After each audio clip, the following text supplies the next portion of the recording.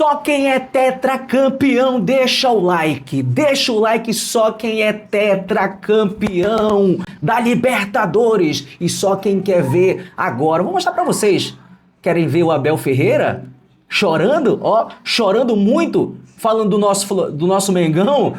Palmeiras vice, porcalhada vice, então deixa o like. Vamos conferir o que foi? Deixa o like, se inscreve no canal e hypa muito. Hypa muito este conteúdo. Vamos lá, conferir o que foi que o Abel Ferreira, ó, chorou na coletiva falando do nosso Mengão tetracampeão. Mengão tetracampeão, porra! Vamos lá? Deixa o like, hein? Deixa o like de vocês. Simbora.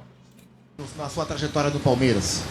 Mas existem derrotas e derrotas, né? Existem derrotas em que o time joga bem e não aproveita. Vai ser demitido ao vivo? Existe derrota onde a sorte ou o azar definem o jogo. Existem derrotas onde as coisas não vão bem mesmo. A derrota de hoje você recebe de que forma? Você entende a derrota de hoje de que maneira? Muito obrigado. Olha, eu não vou justificar muito, vou apenas dizer que o nosso adversário foi melhor, mais experiente, soube lidar com este momento de tensão que é uma final.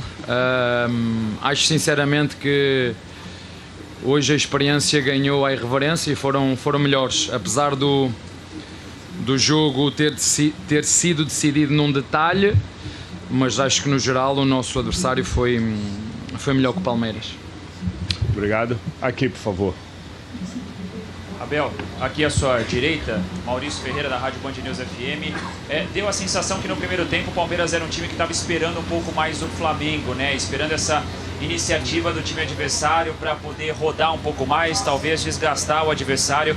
Qual foi a estratégia planejada para o jogo de hoje?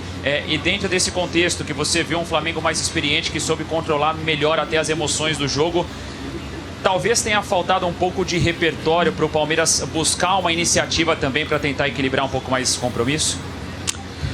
Olha, para ser muito sincero, apesar de termos uma equipa jovem, faltou-nos um bocadinho de mais coragem e ousadia. Acho que foi isso que faltou. Acho que como eu tinha dito aqui ontem, a forma de jogar do nosso adversário não é surpresa. Eles partem a equipa, 5 a atacar, 5 a construir e 5 a atacar. O Alexandro, o Danilo e o zagueiro canhoto, que estou-me a esquecer agora do nome, o Léo, sem desculpem, o Léo, com o Pulgar e com o Jorginho ali pela frente, e eles tinham 4, nós tínhamos 5 e nós tínhamos 4, e procuramos saltar sempre que o Léo carregava a bola, tentar saltar com o Lopes e depois igualar com o nosso Andreas, mas como eu te disse anteriormente, acho que mais do que dar justificações é dizer que o nosso adversário foi melhor, foi mais pesado, mais cascudo, mais experiente, soube lidar com este momento de tensão. Apesar do jogo ter sido definido num detalhe de bola parada, ainda tivemos depois no final sem criar muito perigo, mas uma clara e grande oportunidade do Roque, e há ali um lance muito duvidoso ou no início do jogo, mas enfim, seguimos. Acho não, o Flamengo foi melhor e ponto final. Aí, por favor, Abel. Boa noite, Abel. Márcio Levi, TV Norte, Acre. Você falava em relação à juventude da sua equipe. Pensando para 2016, sendo que o Flamengo, 2026, você pensa em mesclar, trazer mais experiência, jogadores mais talhados, mais trabalhados para a equipe, pensando em 2026? Obrigado. Não.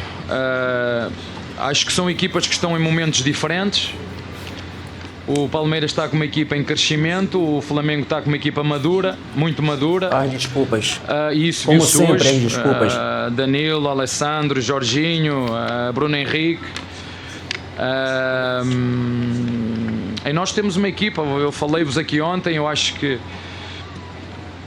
entendo todas as críticas, porque nós não fomos capazes de fazer um jogo que queríamos, na minha opinião, por esse fator mais mental, da ousadia e da coragem que podíamos ter tido. Mas como te digo, o jogo foi resolvido num detalhe de bola parada.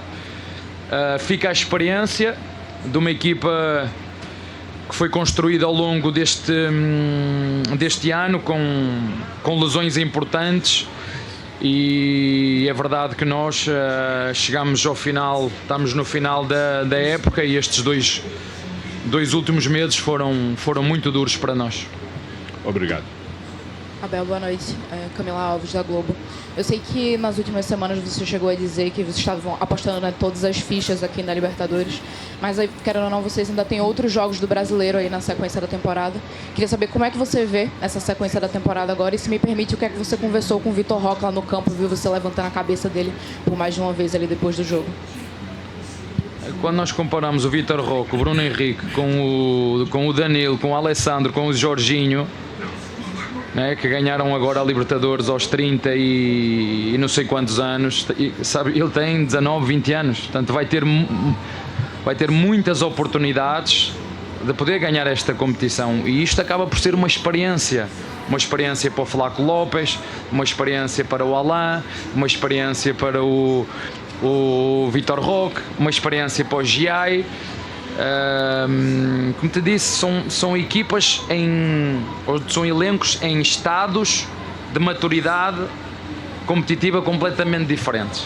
Uma equipa madura, cascuda, e uma equipa que tem presente e tem muito futuro. Infelizmente o nosso adversário foi melhor, fica a experiência, fica a dureza da derrota. A vida não é feita só de vitórias, e é nestes momentos que precisamos ser resilientes. E para o ano vamos tentar, como tentamos nestas últimas 5 temporadas, desde que eu estou aqui, viemos 3 vezes à final, ganhamos 2, perdemos uma, ganhamos uma com este adversário, perdemos uma com este adversário também agora. Chegamos a uma meia final, outras quartos de final, tentaremos para o ano novamente, para que estes jogadores possam repetir esta final e poder dar outra resposta, é o que eu te posso dizer. Obrigado. Desse lado aqui, Abel, por favor. Acá, Abel. Cristian Mendoza, de La Más Producciones de Formosa, Argentina. Toda mi admiración para usted. Obrigado. ¿Qué le faltó hoy en cuanto al juego?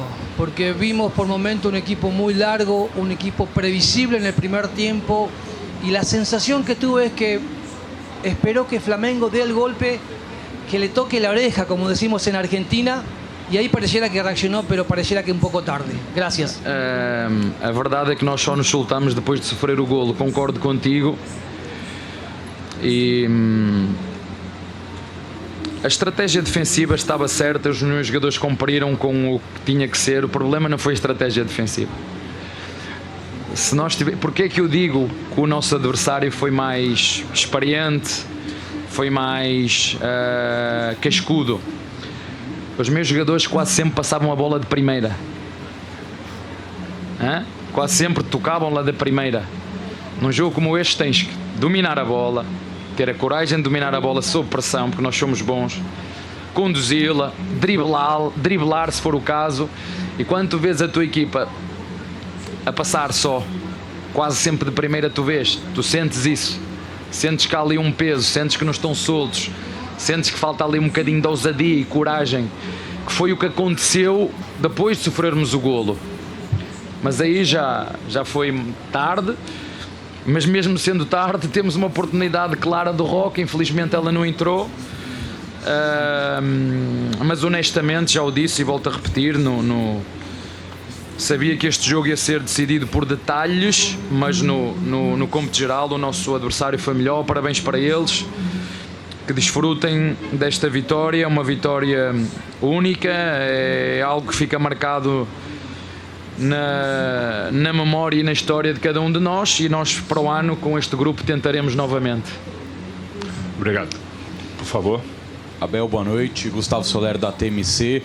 E quando você fala, né, que de um lado é um time cascudo, do outro um time irreverente, mas o Palmeiras ainda tem também os seus jogadores cascudos, né? Você acha que faltou mais, talvez, de Piquerez, de Rafael Veiga nessa decisão de Copa Libertadores da América para ajudar esses jogadores mais jovens a terem um pouco mais de tranquilidade na tomada de decisões? E uma segunda pergunta, se me permite, com relação ao próprio elenco do Palmeiras, né? O Palmeiras que investiu muito, porque também vendeu muito nessa temporada, mas foram atletas que não conseguiram nesse primeiro ano, dar aquele resultado que você já esperava inicialmente? Ou ainda é algo muito cedo para falar sobre jogadores que chegaram nessa temporada? Olha, para te ser muito sincero, depois de tantas saídas e mexidas que nós fizemos no plantel, que não é fácil, e tu vês quanto é duro reconstruir. Não é só comprar jogadores caros, é preciso criar a mentalidade vencedora, é preciso chegar para perder, é preciso criar esta casca. Por isso que eu estava-te aqui, compara a nossa frente de ataque com a frente de ataque do nosso adversário, compara a nossa defesa, goleiros, zagueiros, laterais, com o do nosso adversário.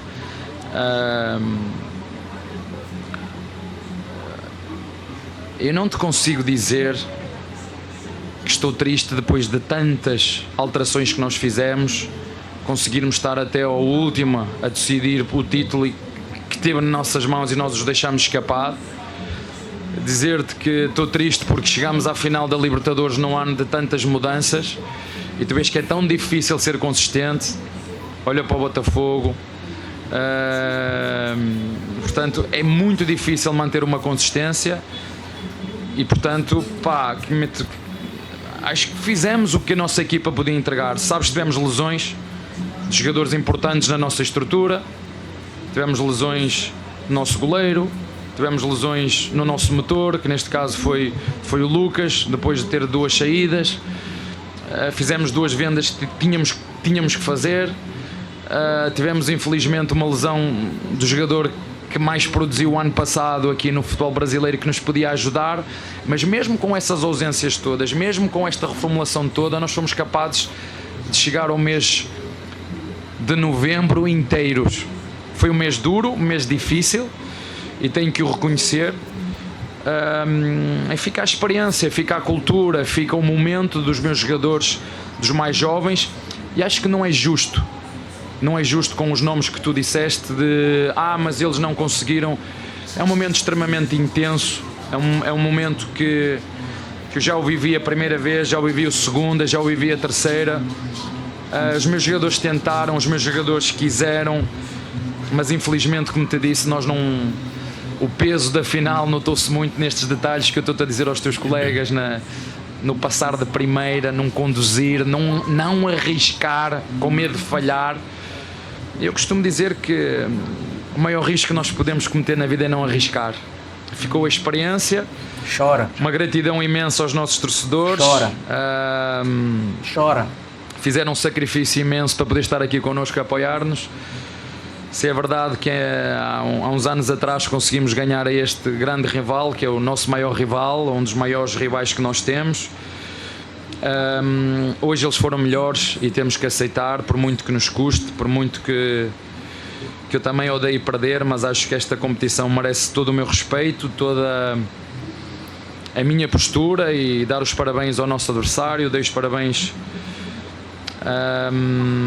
ao Luís Filipe, que desfrute, que vive este momento, porque são momentos que ficam marcados para sempre nas nossas memórias, e também a todo o elenco do Flamengo, porque foram melhores. Não... Tudo que eu possa estar aqui a dizer é desculpas, eles foram melhores e ponto, apesar do afinal ter sido decidido num detalhe. Obrigado. As 2 últimas, por favor. Aqui. Abel, boa noite. Gabriel Órfão, da revista Placar. Dói, né? Falar que o Flamengo foi melhor, após né? a final de 2021, a gente teve uma entrevista dos seus jogadores falando que o gol do Rafael Veiga no começo da partida foi um erro da defesa do Flamengo, que você já tinha alertado no treino sobre a possibilidade desse erro. E hoje a sua equipe acabou não conseguindo marcar. Eu queria saber se, na sua visão, a equipe do Filipe Luís é ou não mais difícil de se ler, de se entender, do que a equipe do Renato Gaúcho naquela época. Obrigado. E se eu te disser que elas jogam exatamente iguais, acreditas? O Luís Filipe jogava o que fazia o Alessandro, de trás para a frente. Os 2 zagueiros faziam exatamente o mesmo, com o lateral direito a espetar-se. Jogava o Gabigol a fazer o que faz o Arrascaeta. Jogava na frente, o centroavante na frente foi encostado, o ponta encostado à direita foi o Bruno Henrique. O centroavante já não me lembro quem era. Era o Gabigol. E tinha o Everton Ribeiro. Era uma equipa que construía 3-2 com o lateral esquerdo baixo, que era Luís Filipe. As dinâmicas não são muito diferentes, mas a equipa é diferente. Esta é uma equipa com muitas opções, dentro e fora, e com muita experiência. Uma equipa com muita experiência, muito bem treinada também, muito bem treinada, mas se vocês forem comparar as dinâmicas, é muito parecido.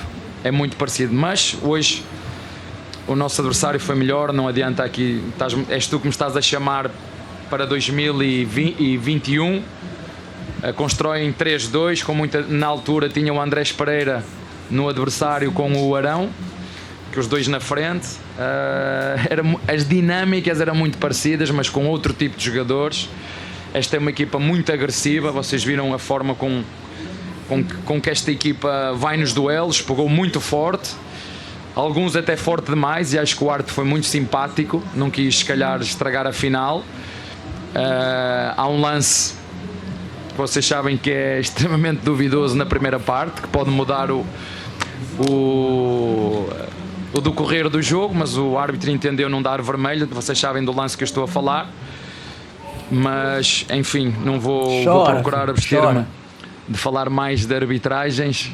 As imagens estão aí, mas como disse, é uma equipa bem treinada, muito agressiva, agressiva até demais. E pronto, o Arte foi simpático nesse lance, na minha opinião. Obrigado, Abel. A última. Abel, Bruno Milhose, Rádio Bandeirantes.